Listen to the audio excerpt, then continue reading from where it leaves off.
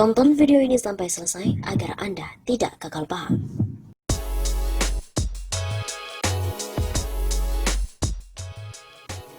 Soal pemakzulan presiden, Ketua MPR mengatakan bahwa mereka hanya menerima hasil akhir untuk sidang istimewa.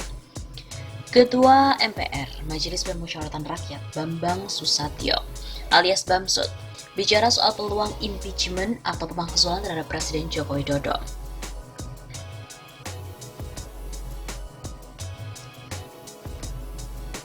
Hal itu merupakan jawaban atas pertanyaan dari para peserta webinar bertema pandemi COVID-19 di mata aktivis lintas generasi, sudut pandang kini dan mendatang, yang diselenggarakan oleh Perkumpulan Gerakan Kebangsaan atau PGK pada hari Selasa 16 Juni.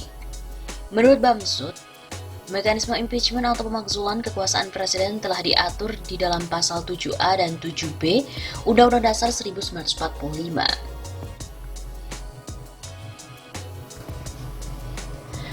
Itu harus mulainya dari DPR. Baru kemudian manakala DPR nanti sama pendapatnya dengan MK atau MK sependapat dengan DPR, baru DPR mendorong ke MPR untuk melakukan sidang istimewa, ujar Bamsud. Sehingga kata Bamsud, impeachment atau pemakzulan sangat bergantung dari proses politik yang ada di DPR. Katanya mereka di MPR hanya menerima hasil akhir untuk melakukan sidang istimewa, begitu pungkasnya. Seperti diketahui bahwa terdapat webinar PGK, aktivis lintas generasi dorong penguatan solidaritas sosial saat pandemi. Anggaran penanganan dampak COVID-19 yang baru saja dinaikkan dari 677,2 triliun menjadi 695,2 triliun harus terus diawasi bersama.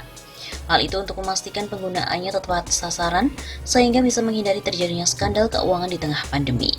Selain itu, perlu juga adanya kesadaran bersama dari segenap anak bangsa bahwa menghadapi pandemi mesti meninggalkan gaya hidup lama yang individualis, egoistis, menuju paradigma kehidupan baru yang lebih menjunjung tinggi semangat solidaritas sosial. Demikian antara lain pandangan yang mengemuka pada webinar DPP PGK seri 1 bertajuk Pandemi COVID-19 di mata aktivis lintas generasi, sudut pandang kini dan mendatang yang diselenggarakan oleh Perkumpulan Gerakan Kebangsaan atau PGK Selasa 16 Juni malam. Acara tersebut dipandu oleh mantan Ketua Umum DPP GPII, Karman BM, menghadirkan para pentolan aktivis lintas generasi, yaitu Ketua MPR RI Bambang Susatyo, aktivis senior Hariman Siregar, Menseskap Pramono Anung, aktivis senior Marwanar Sirait, anggota DPR RI Masinton Pasaribu, aktivis senior Syahgan Danenggolan, pengamat politik Ihsan Lulembah, mantan Ketua Umum GMNI Teddy Ginting, dan mantan Ketua Umum kami Kartika Nurrahman. Ketua MPR RI Bambang Susatyo juga menyampaikan opening speech. Pada kesempatan tersebut mengingatkan bahwa kenaikan anggaran penanganan dampak COVID-19 perlu diimbangi dengan pengelolaan yang transparan dan akuntabel, serta pengawasan yang ketat. Karena itu dia mengapresiasi inisiatif Joko Widodo sebagai presiden yang kemarin memanggil penegak hukum termasuk KPK untuk betul-betul mengawasi penyaluran dana APBN tersebut.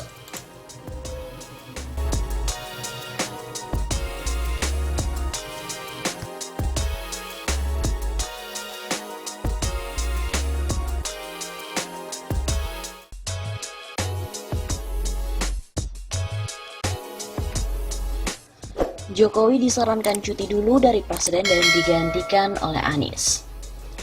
Pemerintah Indonesia di bawah kepemimpinan Presiden Joko Widodo dinilai begitu lamban dalam menangani virus corona yang sudah menjadi wabah di dunia.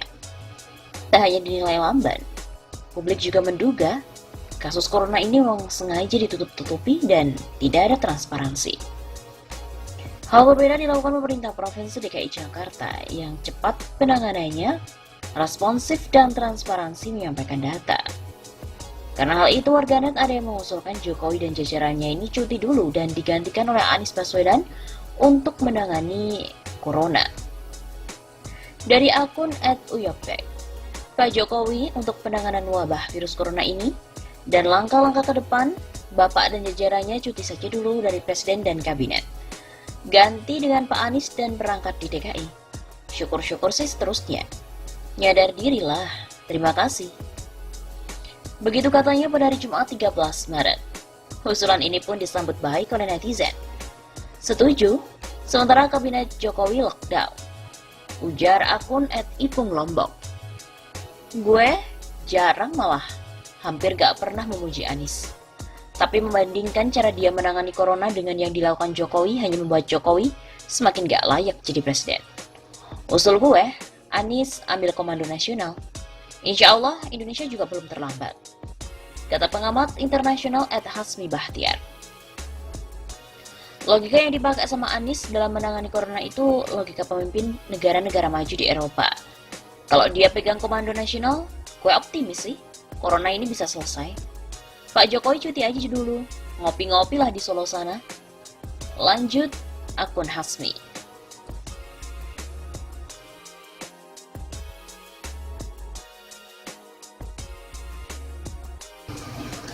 Beberapa waktu lalu Anies diundang di acara Mata Najwa.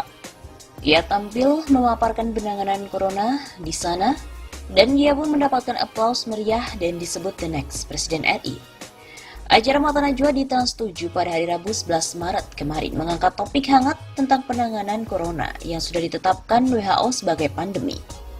Hadir sebagai narasumber dari Kementerian Kesehatan, Gubernur DKI Jakarta Anies Baswedan, Gubernur Jawa Barat Ridwan Kamil, Jubir Jokowi Fajrul Rahman, dan lain-lain. Paparan yang disampaikan Gubernur Anies terkait apa yang sudah dilakukan oleh Pemprov DKI dalam penanganan corona ini sangat gamblang. Langkah cepat dan tepat mengutamakan keselamatan warga. Sampai-sampai Anies mendapatkan aplaus sangat meriah oleh audiens yang hadir di studio acara Mata Najwa. Di sosial media pun netizen juga mengungkap kekagumannya pada Anies. Runtut, jelas langkah-langkahnya. Begitu kata akun @n_setiawan. Simpel dan gampang dimengerti. Komen pula dari Agung Trijayanto. Wow, you're really good bener. Saya harap pemimpin yang lain fokus seperti Anies. Bangga rasanya punya pemimpin seperti Pak Anies. Begitu pula kata akun @auzago. Yang lain pun juga menimpali the next Presiden RI. Potongan video ini juga diunggah oleh akun @maspio. Tampil memaparkan penanganan corona di Mata Najwa, good bener Anies mendapat aplaus meriah. Langkah-langkah yang dilakukan oleh Anies saking tepatnya pun membuat kabinet Indonesia Maju menjadi kelimpungan. Termasuk komentar dari Menkominfo. Ia memprotes situs corona yang dibuat oleh Pemprov DKI Jakarta. Kementerian Komunikasi dan Informatika menegaskan, situs web yang dibuat oleh Kementerian Kesehatan merupakan arahan dari pemerintah pusat untuk memberikan kabar terkini soal virus novel COVID-19 di Indonesia. Hal itu merespon adanya situs web pemerintah provinsi Pemprov DKI Jakarta yang juga menyajikan konten soal perkembangan virus di ibu kota, yaitu corona.jakarta.go.id. Namun data yang disajikan berbeda dengan milik Kementerian Kesehatan. Sementara situs Kementerian Kesehatan yang khusus memberikan kabar terbaru soal corona secara nasional yaitu infeksiemerging.kemkes.go.id. Kemenkes dalam rangka komunikasi publik, pemerintah daerah mengikuti protokol pemerintah pusat supaya satu saja narasi pemerintah. Begitu kata Menkominfo Johnny Kipot kepada awak media di kantor Kemenkominfo Jakarta.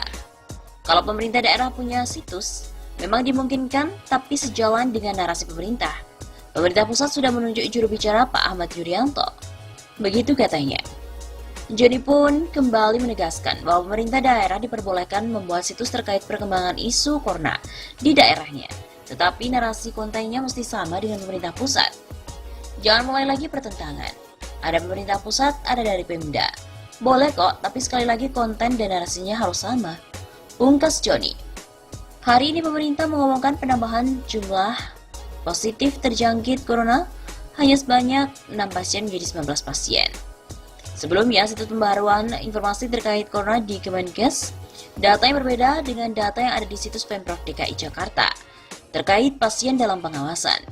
Menurut situs corona.jakarta.go.id sejak 1 Maret sampai Jumat pekan lalu 6 Maret, tercatat ada 49 pasien PDP yang masih dirawat dan 34 pasien dinyatakan sehat dan sudah diperbolehkan pulang ke rumahnya.